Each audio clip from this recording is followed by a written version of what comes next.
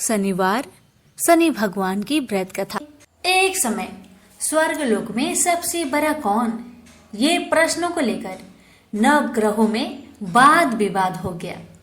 विवाद इतना बढ़ा कि परस्पर भयंकर युद्ध की स्थिति बन गई। निर्णय के लिए सभी देवता देवराज इंद्र के पास पहुंचे और बोले, हे देवराज, आपको निर्णय करना होगा कि हम में से सबसे बड़ा कौन है। देवताओं का प्रश्न सुनकर देवराज इंद्र उलझन में पड़ गए। इंद्र बोले, मैं इस प्रश्न का उत्तर देने में असमर्थ हूँ। हम सभी पृथ्वी लोक में उज्जैनी नगरी में राजा विक्रमादित्य के पास चलते हैं। देवराज इंद्र सहित सभी ग्रह यानी कि सभी देवता उज्जैनी नगरी पहुंचे। महल में पहुंचकर जब देवताओं ने उनसे अपना प्रश्न पूछा तो राजा विक्रमादित्य भी कुछ देर के लिए परेशान हो उठे, क्योंकि सभी देवता अपनी अपनी शक्तियों के कारण महान थे। किसी को भी छोटा बताना या बड़ा कह देना उनके क्रोध के प्रकोप से भयंकर हानि पहुंच सकती थी।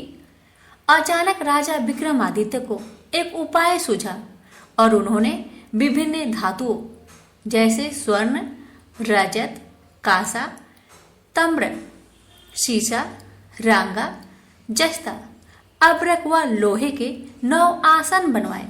धातुओं के गुण के अनुसार सभी आसनों को एक दूसरे के पीछे रखकर उन्होंने देवताओं को अपने अपने सिंहासन पर बैठने को कहा।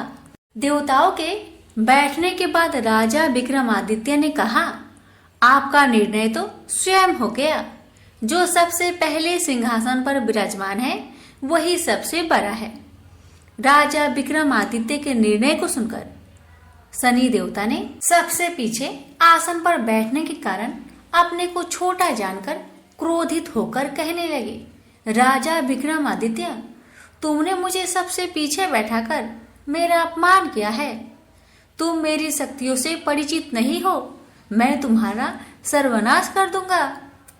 शनि ने कहा, सूर्य एक राशि पर 1 महीने, चंद्रमा 2.25 दिन, मंगल 1.5 महीने, बुध और शुक्र 1 महीने, बृहस्पति 13 महीने रहते हैं। लेकिन मैं किसी राशि पर 7.5 वर्ष तक रहता हूँ। बड़े बड़े देवताओं को मैंने अपने प्रकोप से पीड़ित किया है। राम को 7.5 के कारण ही वन में जाकर रहना पड़ा और रावण को 7.5 के कारण ही युद्ध में मृत्यु का शिकार बनना पड़ा। राजा, अब तू भी मेरे प्रकोप से नहीं बच सकता। इसके बाद अन्य ग्रहों के देवता तो प्रसन्नता के साथ चले गए, परंतु शनि भगवान बड़े क्रोध के साथ वहां से विदा हुए। राजा विक्रमादित्य पहले की तरह ही न्याय करते रहे। उनके राज्य में सभी स्त्री पुरुष बहुत आनंद से जीवन यापन कर रहे थे। कुछ दिन ऐसे ही बीत गए। उधर शनि देवता अपने अपमान को भूल नहीं पाए थे। विक्रमादित्य से बदला लेने के लिए एक दिन शनि भगवान ने घोड़े के व्यापारी का रूप धारण किया और बहुत से घोड़ों के साथ उज्जैनी नगरी पहुंचे। राजा विक्रमादित्य ने राज्य में किसी घोड़े के व्यापारी की आने का समाचार सुना तो अपने अश्वपाल को कुछ घोड़े खरीदने के लिए भेजा। घोड़े बहुत कीमती थे। अश्वपाल ने जब वापस लौटकर इस संबंध में बताया तो राजा विक्रमादित्य ने स्वयं आकर एक सुंदर व शक्तिशाली घोड़े को पसंद किया। घोड़े की चाल देखने के लिए राजा उस घोड़े पर सवार हुए तो वह घोड़ा बिजली की गति से दौड़ पड़ा। तेजी से दौड़ता घोड़ा राजा को दूर एक जंगल में ले गया और फिर राजा को वहां गिराकर जंगल में कहीं गायब हो गया। राजा अपने नगर को लौटने के लिए जंगल में भटकने लगा, लेकिन उन्हें लौटने का कोई रास्ता नहीं मिला। राजा को भूख प्यास लगाई। बहुत घूमने पर उसे एक चरवाहा मिला। राजा ने उससे पानी मांगा। पानी पीकर राजा ने उस चरवाहे को अपनी अंगूठी दे दी। फिर उससे रास्ता पूछकर वह जंगल से निकलकर पास के नगर में पहुंचा। राजा ने एक सेठ की दुकान पर बैठकर कुछ देर आराम किया। उस सेठ ने राजा से बातचीत की तो राजा ने उसे बताया कि मैं उज्जैनी नगरी से आया हूँ। राजा के कुछ देर दुकान पर बैठने से सेठ जी की बहुत बिक्री हुई। सेठ ने राजा को बहुत भाग्यवान समझा और खुश होकर उसे अपने घर भोजन के लिए ले गया। सेठ के घर में सोने का एक हार खूंटी पर लटका हुआ था। राजा को उस कमरे में छोड़कर सेठ कुछ देर के लिए बाहर गया। तभी एक आश्चर्यजनक घटना घटी। राजा को देखते ही देखते सोने के उस हार को खूंटी ने निगल गई। सेठ ने कमरे में लौटकर हार को गायब देखा तो चोरी का संदेह राजा पर किया, क्योंकि उस कमरे में राजा ही अकेले बैठा था। सेठ ने अपने नौकरों से कहा कि इस परदेसी को रस्सियों से बांधकर नगर के राजा के पास ले चलो। राजा ने विक्रमादित्य से हार के बारे में पूछा तो उन्होंने बताया कि मेरे आंखों के ही सामने खूंटी ने उस हार को निगल लिया था। विक्रमादित्य की बात को सुनकर राजा बहुत क्रोध से भर गए। उन्हें लगा विक्रमादित्य झूठ कह रहे हैं, इसलिए राजा ने क्रोधित होकर चोरी करने के अपराध में विक्रमादित्य के हाथ पांव काटने की आदेश दे दिया। राजा विक्रमादित्य के हाथ पांव काटकर उसे नगर के सड़क पर छोड़ दिया गया। कुछ दिन बाद एक तेली उसे उठाकर अपने घर ले गया और उसे अपने कोल्हू पर बैठा दिया। राजा आवाज देकर बैलों को हाँकता रहता। इस तरह तेली का बैल चलता रहा और राजा को भोजन मिलता रहा। शनि देव के प्रकोप के साधे साथी पूरी होने पर वर्षा ऋतु प्रारंभ हुई। राजा विक्रमादित्य एक रात मेघ मल्हार गा रहे थे कि तभी नगर के राजा की लड़की राजकुमारी मोहिनी रथ पर सवार उस तेली के घर के पास से गुजर रही थी। उसने मेघ मल्हार सुना तो उसे बहुत अच्छा लगा और दासी को भेजकर गाने वाले को बुला लाने को कहा। दासी ने लौटकर राजकुमारी को अपंग राजा के बारे में सब कुछ बता दिया। राजकुमारी उसके मेघ मल्हार से बहुत मोहित हुई थी, अतः उसने सब कुछ जानकर भी अपंग राजा से विवाह करने का निश्चय कर लिया। राजकुमारी ने अपने माता पिता से जब यह बात कही तो वे हैरान रह गए। रानी ने मोहिनी को समझाया, बेटी तेरे भाग्य में तो किसी राजा की रानी होना लिखा है, फिर तू उस अपंग से विवाह करके अपने पांव पर कुल्हाड़ी क्यों मार रही हो। राजकुमारी ने अपनी जिद्दी नहीं छोड़ी। अपनी जिद्दी पूरी करने के लिए उसने भोजन करना तक छोड़ दिया और प्राण त्याग देने का निश्चय कर लिया। आखिर राजा रानी को विवश होकर अपंग विक्रमादित्य से राजकुमारी का विवाह करना पड़ा। विवाह के बाद राजा विक्रमादित्य और राजकुमारी तेली के घर रहने लगे। उसी रात सपने में शनि भगवान ने राजा से कहा, राजा तुमने मेरा प्रकोप देख लिया, मैंने तुम्हें अपने अपमान का दंड दिया है। राजा ने शनि भगवान से हाथ जोड़कर क्षमा प्रार्थना की कि हे भगवान, आपने जितना दुख मुझे दिया अन्य किसी को ना देना। शनि भगवान ने कुछ सोचकर कहा, राजा मैं तुम्हारी प्रार्थना स्वीकार करता हूँ। जो कोई स्त्री पुरुष मेरा पूजा करेगा, शनिवार को व्रत करके मेरी व्रत कथा सुनेगा, उस पर मेरी अनुकंपा सदा बनी रहेगी। प्रातःकाल राजा विक्रमादित्य की नींद खुली तो उसने अपने हाथ पांव देखकर राजा को बहुत खुशी हुई। उसने मन ही मन शनि भगवान को प्रणाम किया। राजकुमारी भी राजा के हाथ पांव सही सलामत देखकर आश्चर्य में डूब गई। तब राजा विक्रमादित्य ने अपना परिचय देते हुए शनि भगवान की प्रकोप की सारी कहानी सुनाई। सेठ को जब इस बात का पता चला तो दौड़ता हुआ तेली के घर पहुंचा और राजा के चरणों में गिरकर क्षमा मांगने लगा। राजा ने उसे क्षमा कर दिया, क्योंकि यह सब तो शनि भगवान के प्रकोप से हुआ था। सेठ राजा को अपने घर ले गया और उसे भोजन कराया। भोजन करते समय वहां एक अनोखी घटना घटी। सबके देखते देखते उस खूंटी ने हार को उगल दिया।